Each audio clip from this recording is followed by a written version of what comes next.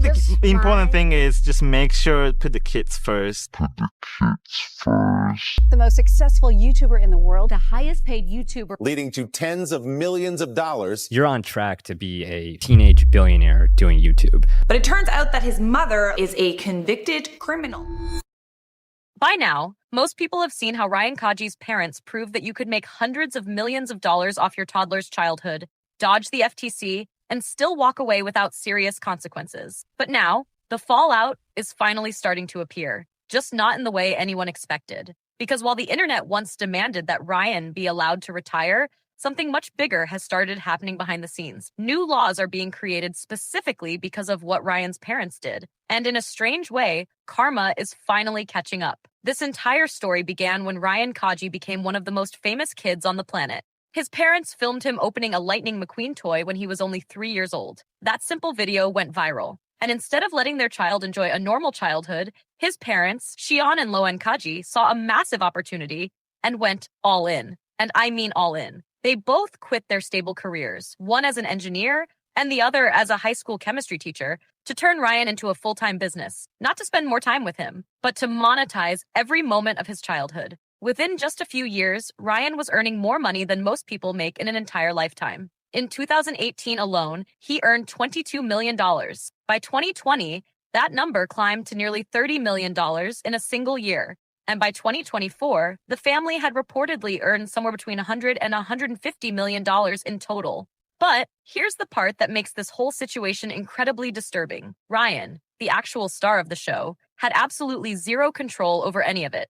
Every dollar legally belonged to his parents. Unlike child actors in Hollywood who are protected by the Coogan Law, which requires parents to place at least 15% of a child's earnings into a protected trust account, YouTube had no rules like that. So Ryan's parents were free to spend the money however they wanted. And spend it, they did. Because the channel quickly evolved from simple home videos into a full-scale media operation. They hired a 30-person production team, partnered with the children's media company Pocket Watch, and launched Ryan's World, a massive merchandise empire that generated more than $250 million in retail sales by 2020.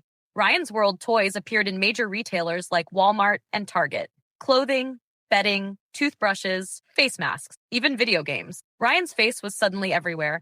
But through all of this, Ryan himself was still just a child, too young to consent to having his entire life turned into content for millions of viewers. The real legal trouble people expected started in 2019, when the consumer watchdog group Truth in Advertising filed a formal complaint with the Federal Trade Commission. And this wasn't some small complaint. The organization alleged that over 90% of Ryan's videos contained paid product placements, yet the disclosures were either missing completely or hidden in video descriptions that preschoolers obviously couldn't read. Major brands like Walmart, Chuck E. Cheese, Colgate, and Lunchables were paying huge amounts of money for their products to appear in Ryan's videos. But the young children watching had no idea they were actually being advertised to.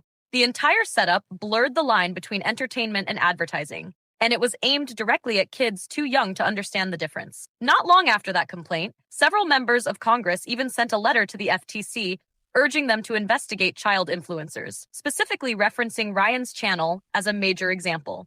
This was a huge moment. Federal regulators were looking into the case, lawmakers were applying pressure, and every violation could carry fines of over $43,000 per incident. With hundreds of potentially violating videos, the penalties could have easily reached tens of millions of dollars. But here's where things become frustrating. Despite all the pressure, despite the investigation, despite the evidence, no public penalty was ever announced. The case simply to fade away. Whether it quietly settled behind closed doors or just lost momentum, we may never know. But from the public's perspective, Ryan's parents walked away without facing any major legal consequences. However, their reputation still took a hit, because as journalists began digging deeper into the family's past, they uncovered something that raised even more eyebrows. Back in 2002, Loan Kaji, who was 18 at the time, was arrested for shoplifting $93 worth of clothing from JCPenney. She was convicted and sentenced to a fine, probation, community service, and an anti-shoplifting course. But in 2003, she violated her probation after failing to complete her community service and not reporting to her probation officer. A judge eventually sentenced her to 60 days in jail, though she served 30 days. Now, to be fair, people make mistakes. especially when they're young. But critics couldn't ignore the comparison. At 18, she was caught stealing clothes. Then, 2 decades later, critics argue she built a business model that essentially profited from her own child's childhood. And for many people, that pattern is hard to overlook. Even though Ryan's parents managed to avoid serious legal trouble, they couldn't escape public opinion. And that's where the real consequences are starting to appear. Because the channel that once pulled in hundreds of millions of views is now rapidly losing its audience. Recent analytics show that videos which used to reach millions or even billions of views are now struggling to pass 100,000 views, despite the channel having over 40 million subscribers. The hype has clearly faded. The kids who grew up watching Ryan have moved on. But the saddest part is that while those viewers were allowed to grow up, Ryan himself never really got that chance. This led to an entire online movement called #LetRyanRetire, where fans are asking his parents to let him step away and live a normal life. After all, Ryan is now a teenager, but he's still making content designed for toddlers, and many people find it uncomfortable to watch. The comment sections have become brutal, with critics accusing his parents of refusing to let go of their cash cow, even as the money begins to dry up. At this point, the channel has even started recycling old clips just to stay alive. It feels like watching someone desperately hold on to relevance as it slowly slips away. But here's the most ironic twist in this entire story. While Ryan's parents avoided major legal consequences, they accidentally became the exact reason child influencer laws are now being created. In January 2026, Arizona's House Commerce Committee approved an important bill requiring parents of child influencers to place a significant portion of their earnings into trust accounts, money that the children can access when they turn 18. And what's fascinating is that cases like Ryan's were directly cited as inspiration for the law. Situations where children generated enormous wealth yet had no control and no protections. Other states like Utah, Illinois, and Arkansas have already passed similar legislation, and more states are now considering it. So while Ryan's parents may have gotten away with it, future parents likely won't be able to follow the same path.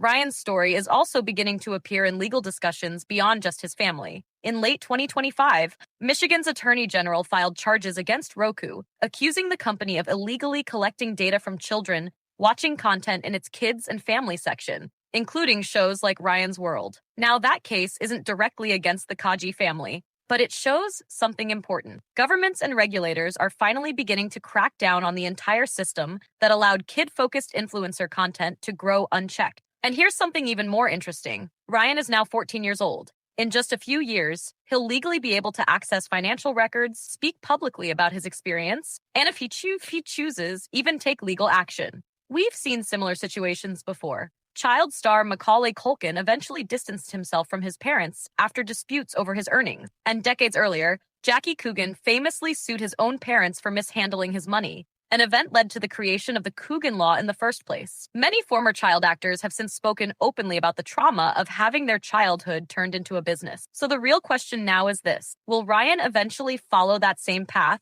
or continue working within the family brand? Honestly, based on how this entire situation has unfolded, it wouldn't be shocking if a massive expose eventually comes out the moment he turns 18. Because when you really look at it, Ryan's parents didn't just build a business. They monetized birthday parties, family vacations, and nearly every moment of their son's childhood and broadcast it to millions. They turned entertainment into advertising, convincing millions of kids to watch sponsored content without even realizing it. And all of it happened while Ryan himself had no financial protections. When the criticism came, the system barely punished them, but the real consequences showed up in other ways. Their viewership collapsed, their reputation took a hit. The public is calling for Ryan to be freed from the channel, and new laws are now being written specifically to prevent other parents from doing the same thing. But I'm curious what you think about all of this. Let me know your thoughts in the comments below, and I'll see you in the next video.